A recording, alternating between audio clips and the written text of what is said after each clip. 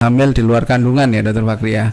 Ada hamil di luar kandungan itu artinya apa? Hamil yang kehamilannya, yang buah kehamilannya itu tidak pada tempat yang seharusnya.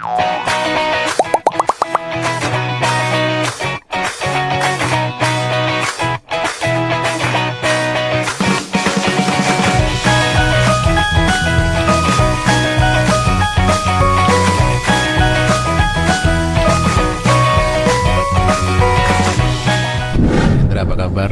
Alhamdulillah, Dokter Fakri baik. Sudah lama kita nggak Ngobrol-ngobrol bareng ya. Iya. Ada banyak yang tanya juga. Oh, ada berapa ribu orang katanya? Dokter Hendra, Iya. kita bulan ini ada 3 kasus ya tentang hamil di luar kandungan atau hamil ektopik. Rasanya perlu kita bahas. Apa sih hamil ektopik itu? Beberapa orang sering bingung dengan istilah hamil ektopik dengan hamil anggur. Ini hamil anggur ya dok. Kadang-kadang juga dikaitkan dengan apakah ini keguguran juga ya. Jadi mungkin hari ini kita bahas mengenai kehamilan di luar kandungan. Apa itu hamil di luar kandungan? Luar kandungan itu di mana sih? Ya. Kemudian tanda-tandanya apa? Ya. Gejalanya apa? Terus manajemennya seperti apa? Penanganannya seperti apa? Monggo Dokter Hendra disampaikan. Apa sih hamil ektopik itu apa? Kita ngobrol santai aja ya Dokter Fakri ya. Yang penting nanti pemirsa tahu sebetulnya apa sih dan bagaimana kita bisa melihat tanda di awal sehingga tidak terlambat untuk periksa. Jadi kalau kita ngomong masalah hamil di luar kandungan ya Dokter Fakri ya. Ada hamil di luar kandungan itu artinya apa? Hamil yang kehamilannya, yang buah kehamilannya itu tidak pada tempat yang seharusnya. Nah, seharusnya di dalam tempat yang seharusnya itu di dalam rahim kan. Kalau kita lihat kan banyak gambar-gambar orang hamil ini di dalam rahim. Ternyata tidak di dalam rahim. Di mana? Ini mungkin ada gambarnya ya, saya bisa tunjukkan ya ini. Jadi ini kita rahim ya, rahim. Tentunya ini bentuknya ilustratif ya. Kalau hamil normal itu dia janinnya ada di dalam ini, namanya cavum uteri di dalam rahim. Nah, di luar rahim itu ada di mana? Dia tidak ada di dalam ini. Bisa di mana? Bisa di ujung sini. Saluran ini saluran tuba namanya, tempat lewatnya sel telur masuk ke dalam sini, ketemu sperma. Jadi sperma sama sel telur itu ketemunya di daerah tuba. Kehamilannya tidak di dalam sini, tapi bisa di daerah sini, bisa di daerah sini, bisa di ujung sini, ataupun di ujung yang di indung telurnya yang diikuti. Ada juga namanya kehamilan abdomen, dia ada di dalam perut. Di dalam perut ya. Jadi kalau kita ngomong kehamilan di luar kandungan seberapa sering sih? Sebenarnya kalau kita lihat kejadiannya itu sekitar 2% dari seluruh kehamilan. 2% itu ya cukup banyak ya. Lumayan. Jadi kalau ada 100 kehamilan ada kemungkinan 2 yang mengalami kehamilan di luar kandungan.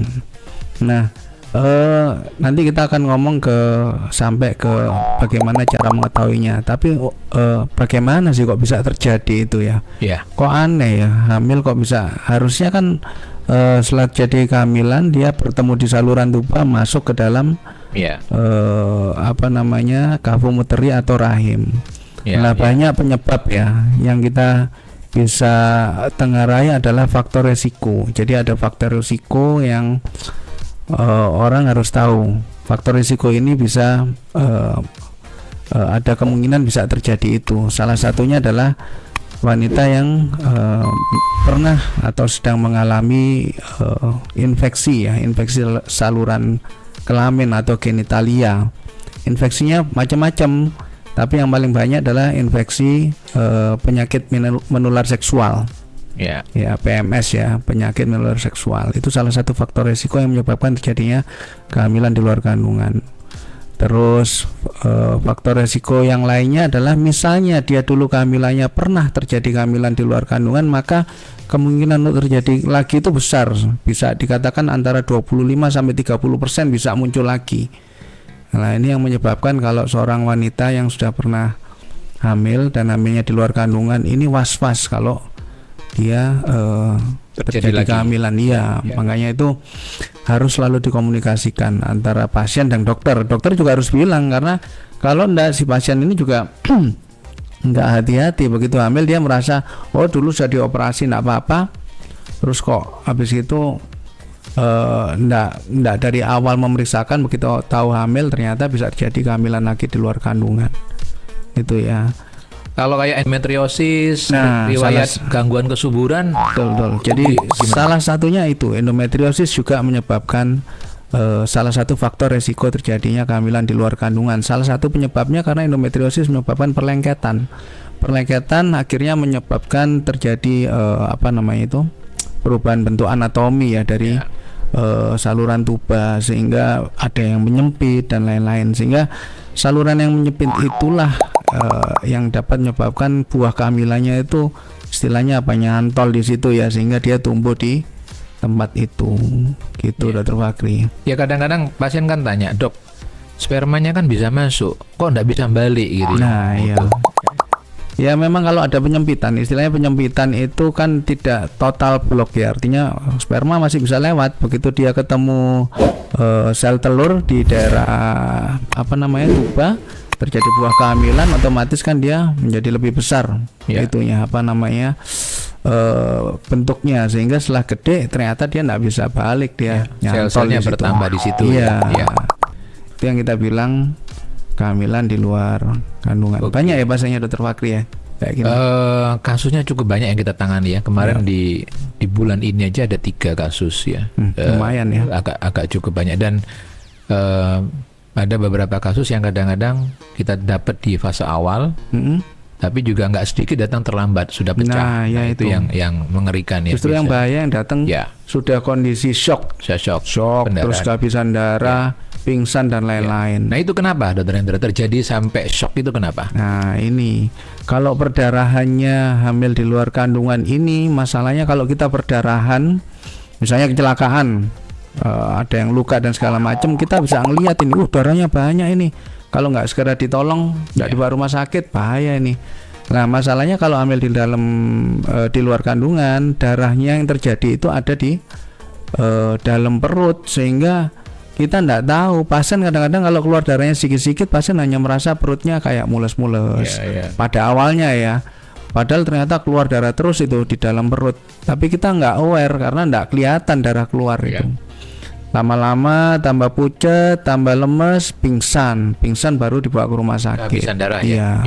Ini kalau kita sekolah dulu ya Dokter Fakri, kan ada namanya triasnya untuk mengetahui mencurigai adanya suatu kehamilan di luar kandungan. Apa aja itu Dokter Fakri? Yang pertama adanya amenorrea, terlambat haid Yang kedua adanya keluar flek atau keluar darah dari kemaluan, dan itu yang sering terkecoh dianggap keguguran biasa. Nah ya, dianggap cuman flek-flek biasa aja, enggak apa-apa. Yang ketiga adanya nyeri perut bawah. Ya, dari mulai nyeri ringan sampai berlebihan. Kalau ada itu segera diperiksakan. Makanya kenapa kok awal kehamilan kita juga penting untuk segera diperiksakan ya Dokter Fakri, untuk memastikan. Dokternya pasti melihat, oh alhamdulillah bagus Bu, hamil Bu, hamilnya di dalam kandungan walaupun masih belum nampak janinnya. Kenapa kok alhamdulillah? Karena kehamilannya pasti aman. Nanti apakah kehamilan ini berkembang dengan baik apa enggak, itu masih nanti kan, masih awal banget. Tapi yang pasti resiko untuk jadinya kehamilan di luar kandungan atau perdarahan di dalam perut sudah tidak ada. Dengan USG ya? Dengan USG. Nah, ada juga kalau datangnya memang masih awal banget Dokter Fakri, kan memang biasanya di Indonesia atau enggak tahu ya, kalau di luar negeri kalau kehamilan awal di bawah 3 bulan itu kan mereka datang selalu USG-nya vaginal ya. Kalau kita mungkin ada rasa risih, enggak biasa juga, dan pasien juga enggak mau. Akhirnya kadang-kadang kita bisa kelewatan, karena kalau USG perut belum tentu nampak ini hamilnya. Apa setelah di USG bawah baru kelihatan, loh ini ada kelihatan hamilnya gitu. Mungkin bisa ditunjukkan ya, ada gambar yang menunjukkan hamil di luar kandungan ya, Mas Hengki ya, bisa? Ada ya? Ya, biar nanti pemirsa juga tahu kayak apa sih dan kenapa bisa berdarah, bisa pecah ya. Itu yang silakan Dokter Fakri. Ini kalau kita ini ilustrasi lagi ya, ini dia di sini lah. Kalau di sini kan ini bukan tempatnya bayi untuk tumbuh ya. di saluran tuba itu, sehingga kalau bayi tambah gede otomatis akan jadi rusak di situ dan pecah. Nah, itu darahnya akan keluar banyak di daerah situ. Dan nyeri ya pasti. Nyeri. Ya.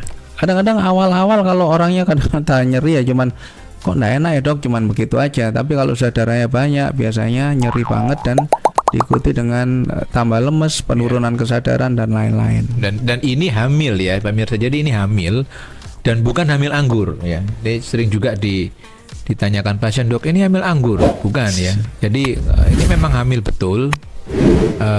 Lain dengan hamil anggur. Hamil anggur itu kan terjadi pertumbuhan plasenta yang berlebihan, bentuknya kayak buah anggur, dan itu di dalam kandungan. Ini posisinya di luar kandungan, dan dokter Hendra mengatakan bisa dimanapun selama di luar kandungan, dan kadang-kadang janinnya kelihatan ada denyut jantung dan sebagainya, bisa tumbuh di situ. Tapi karena ruangannya sempit dia pecah.